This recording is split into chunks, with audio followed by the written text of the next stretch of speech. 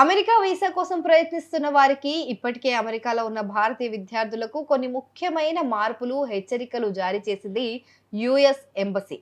ముఖ్యంగా వీసా నిబంధనలు కఠినతరం కావటంతో ఇమిగ్రేషన్ నిబంధనలను ఉల్లంఘిస్తే తీవ్రమైన పరిణామాలుంటాయని అమెరికా ఎంబసీ హెచ్చరిస్తోంది.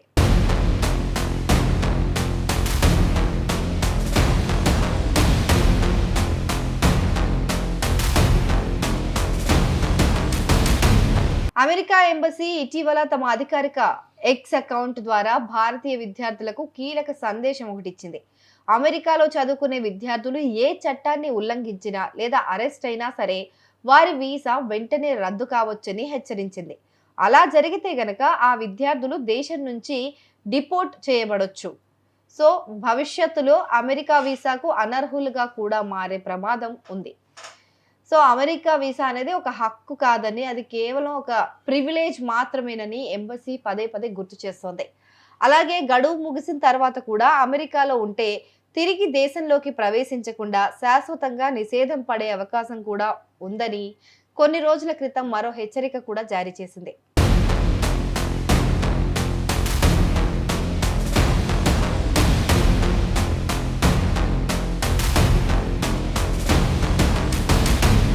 ఇక వీసా దరఖాస్తుదారులకు సంబంధించి కూడా కొన్ని మార్పులు వచ్చేసాయి.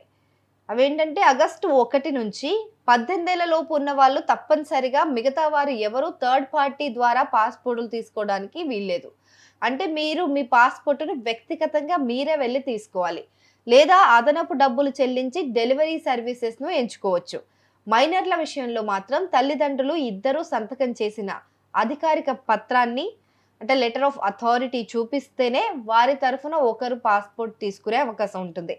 కానీ ఈ పత్రం ఒరిజినల్ కాపీ మాత్రమే అంగీకరిస్తారు. అది కూడా ఈమెయిల్ లేదా స్కాన్ చేసిన కాపీలు అసలు అంగీకరించరు, చెల్లవవి.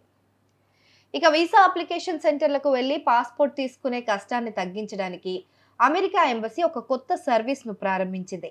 దీని ప్రకారం పాస్పోర్ట్లను నేరుగా మీ ఇల్లు లేదా ఆఫీస్కు పంపించుకోవచ్చు.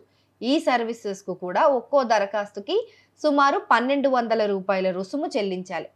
ఈ సదుపాయం పొందటానికి ustraveldocs.com అనే వెబ్సైట్లో మీ అకౌంట్లోకి లాగిన్ అయి డెలివరీ సెట్టింగ్స్లో మార్పులు చేసుకోవాలి.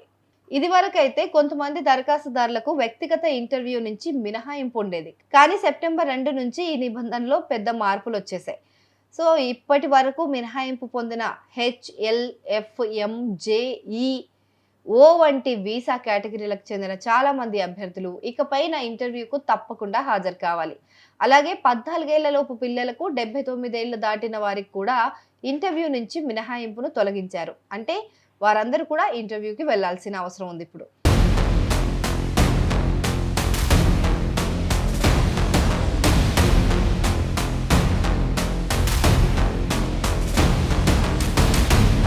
ఈ మార్పులు ఉన్నప్పటికీ కొన్ని విషయాలు అలాగే ఉన్నాయి. వీసా రుసుము చెల్లించిన తర్వాత అది ఇంకా 365 రోజులు చెల్లుబాటు అవుతుంది.